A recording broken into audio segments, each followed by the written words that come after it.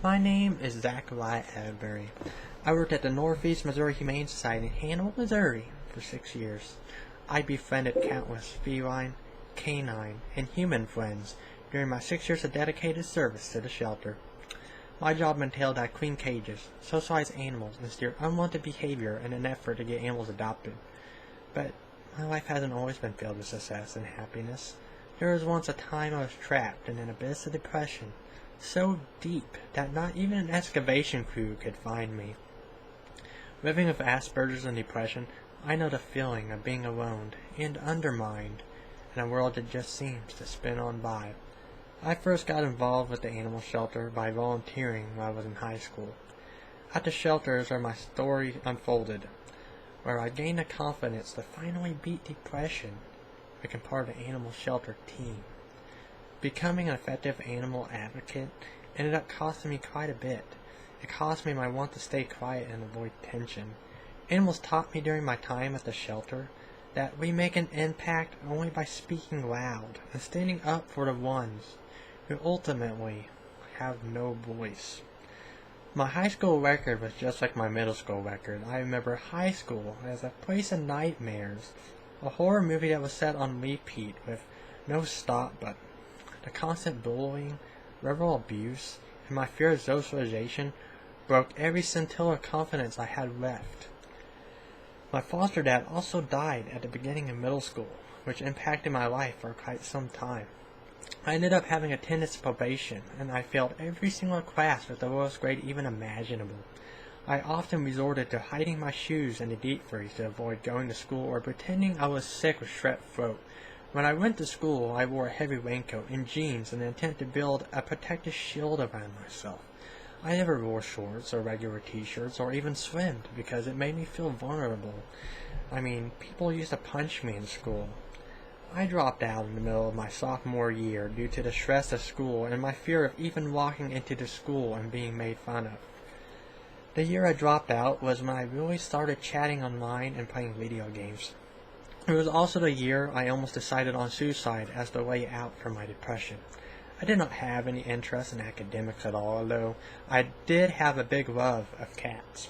I loved cats because when I was young, my foster dad shot at cats with pellet guns, which led to them being injured. I read books about cats at that time, especially on first aid, and used my knowledge to patch them up the best that I could, and rehomed them. At first I asked, why doesn't somebody do something about it? And then I realized I am somebody, and I could be that someone to help out these less fortunate cats. And one thing I did wonder during my time out is what it would feel like to have a chance to help another less fortunate animal again. This gave learning opportunities the idea of offering the school a deal. The deal was that I returned to school and that I could volunteer at the animal shelter in return for that. When I first started volunteering at the animal shelter, I had to admit that I did not do a good job.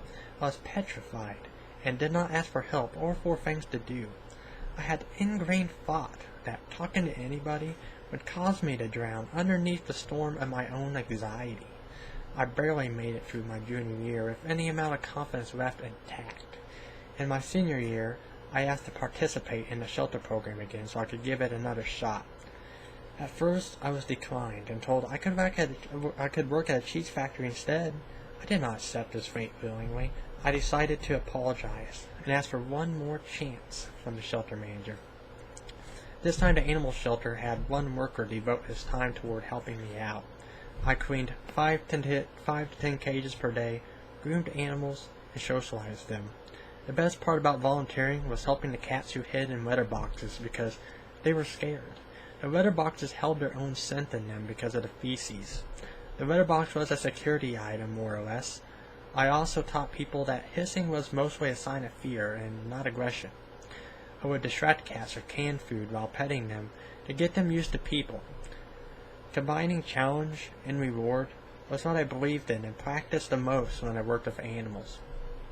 I enjoyed working at the Northeast Missouri Humane Society. I had the opportunity work with every cat and target specific improvement areas to make their stay stress-free. Still, there are some people that tell me the work is depressing. And the work is long and it is hard, but it is worth it in the end. I am often caring for a cat or a dog when they have been hurt, but I am also blessed to be by their side when they reach their best and are adopted. I was often called the cat man because of my ability to recognize cat behaviors and work with them successfully. I was also involved in the high school animal group. I assisted in fundraisers that raised money for the animal shelter and bought supplies for them. On the final day of school, I walked out with my high school diploma in my hand after I passed every class with an A. It turns out on the day of graduation that the worker who helped me was quitting. I was called to the shelter to do a work interview for the position, which I got after the interview right after graduation. That was the best graduation gift I could have ever hoped for. As a shelter employee, I had advanced duties, such as giving shots, dishes, mopping, and so on. At the time, I was assigned a job coach to help teach me skills that I did not learn as a teenager. I also had a service coordinator that helped me with my individualized support plan. Having a job coach and being new, I had premonitions of failure. I felt like I was constantly watched under a microscope, that I only helped with the small fires, and that I made mistakes all the time. Lassoing a dog with a leash at first was a learning experience, to say the least. So was making sure that I did not smear the windows with disinfectant. The biggest thing I had to learn was not to tangle and trip myself with the garden hose. And I tripped myself with the garden hose quite a few times. It took quite a few months for me to learn each skill that I needed for the shelter and to become a successful shelter employee. But what I found out was that people who are resilient and willing to get back on their feet are hard workers, since more work is mandated to get where we are going. As time went on, I even earned the right to train volunteers and community service people. One thing the job coaches made sure to teach me was how to deal with community service people who were not nice to the animals. I remember several community service people smacking a cat if they got mad at them. I could not see a friend of mine be hurt. If I remained quiet about what happened, the cat would suffer, and I would be betraying my friend. As my knowledge on animals expanded and grew, I started to implement stronger guidelines for the cat section. At first, I was scared to give my opinions at all. I left anonymous emails to my boss and left notes on the desk for him and then ran. After I saw that some of my ideas were finally brought into consideration, I finally got used to the idea of giving ideas to my boss in person. When I did present ideas to my boss, I often held a cat as a security item or talked about the idea like the cat needed it to avoid the spotlight being shined on me. After I got better about talking to people about what I believed in, I dropped my job coach service. This was so I could go off to bigger and better things in my job. Throughout my shelter career, I learned many lessons about life. After saving animals that no one thought could ever make it, I learned about teamwork, never giving up, being brave, and living life to the fullest. The loyalty and the devotion allocated toward finding homes for stray animals was immense. We have saved hundreds of animals to date, and continually work for more ways to save more animals. I also adopted one more cat from the shelter, and his name is AJ. AJ brings comfort to me when I am down, just like my other cat, Titan. I also can lock him on a leash. AJ was a special project because he came in for being aggressive. He cornered a lady against the wall, the report says. It was through 3 months of slow training and combining challenge and reward that I got AJ to turn around and trust me. This was a big turning point because I saw what it was capable of, and it built confidence. Perhaps the biggest lesson of all that I learned from the shelter was about success, and that we can no longer afford to tell ourselves that we are not capable of doing this or that. Success is less about fame and riches, and more about doing something fulfilling, like saving one cat, one dog, or helping a person when they are down. Becoming successful included being brave, going with the flow, sacrifices, rejections, risk, and late nights with no sleep. Another large thing that helped me boost confidence was giving advice online about cats through forums and seeing the positive replies to my postings. I was able to give advice and opinions anonymously without fear of face-to-face rejection or contact, which I believe is vital at first for people. I also met online friends who became really close to me and helped pre-read my opinions and ideas before I presented them to my boss. My offline friends were also a big motivation. Not being socially inclined, I only had a few good friends offline who hung out with me on a constant basis, but that was okay. They helped me in the dark times, and that is all I asked for, and that they accepted me for who I was. What I started doing was saying good morning to people, even if I had to whisper it from a very long distance, and got myself to doing it closer and louder each time. Since I was so bad at eye contact that people thought I was ignoring them, I tried to look at a cat or dog behind a person's eyes while talking to them, little by little. I also practiced with siblings because it is less threatening than talking to an adult and doing eye contact that way. This reminded me of the way that you get a cat used to petting for a small duration, and then you work your way up. Life is not a race, so I learned that you take your time and are better off as a result. I also started wearing my t-shirts progressively smaller each day until I felt comfortable finally not wearing my jacket. In my shelter career, I can remember our team saving animals from floods, car accidents, and ice storms. I stayed up all night countless times to save cats who were sick and needed syringe feeding, or for cats who needed bottle fed. My co-workers were equally as hard working to save dogs, just as a one-eyed dog who went by the name of Tilly, and a dog who had 3 legs and a cat who had 3 legs. Our teamwork and ambition is what makes it all work together.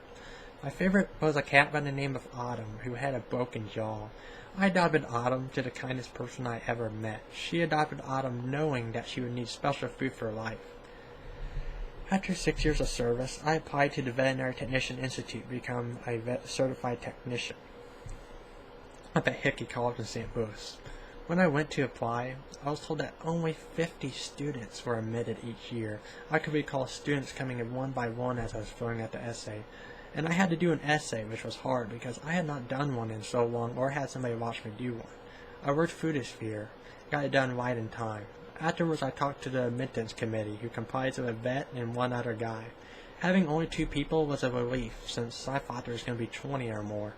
After talking to them about expectations and explaining why my grades were so low, I was accepted.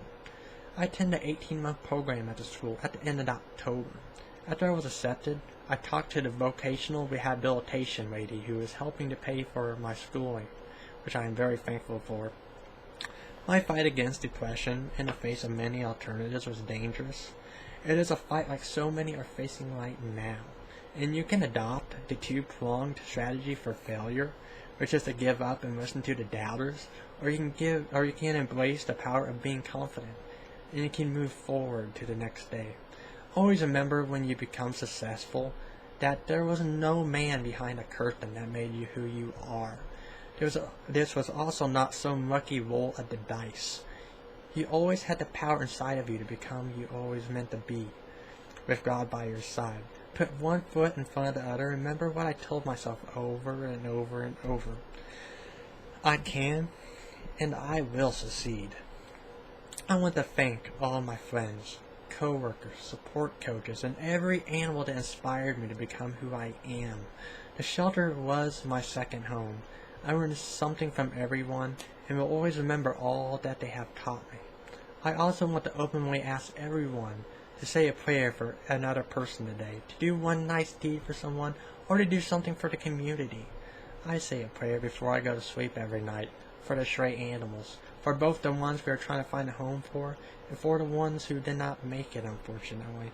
Our hearts burn the brightest, and our courage is at its peak, and we help someone else who is down on their luck, and needs a helping hand up from the ground. Finally, it might surprise you that it took 30 times for me to make this video. I was scared, but I did not let the fear stop me. I used it as fuel that kept me going. Remember this when you work towards your next goal.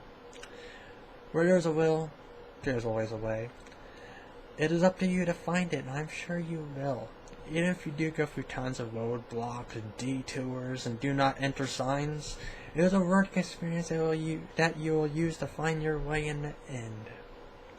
I am also working on a book that will release in the next few years, so please keep an eye out for that so you can read my whole story. And while you're at it, please visit an animal shelter. They're very hard workers. And maybe pet a cat or a dog, and maybe adopt something. I thank you for reading my presentation. See you again.